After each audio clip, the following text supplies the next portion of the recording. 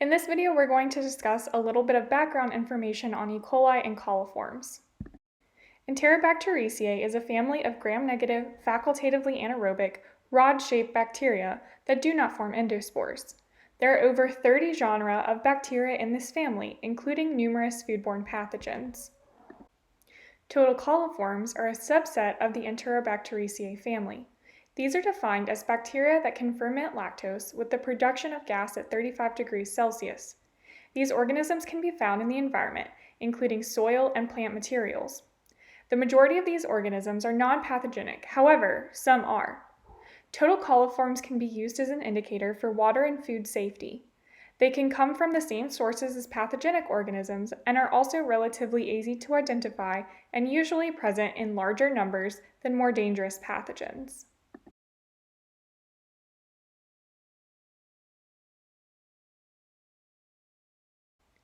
Fecal coliforms are a subset of coliforms that are considered to be present specifically within the intestines and feces of warm-blooded animals. When these are found in a sample, they indicate that the sample has had fecal contamination at some point. Fecal coliforms can also grow at higher temperatures than other coliforms. Their ideal temperature is 44 degrees Celsius.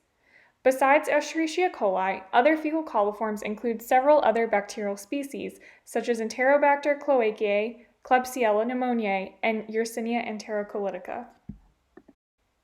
E. coli is considered to be the most noted fecal coliform.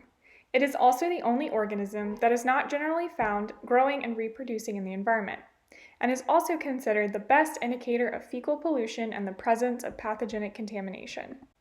It is important to note that not all E. coli is pathogenic.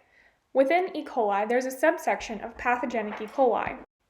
E. coli 0157H7 is probably the most commonly known pathogenic form of E. coli. You may have heard about it as the organism that caused the Jack-in-the-Box outbreak in the early 1990s. Other pathogenic serogroups noted here include what the FDA has identified as the Big Six.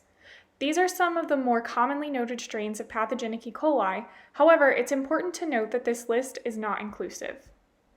Hopefully this diagram helps you to understand better the relationships between Enterobacteriaceae, coliforms, and E. coli.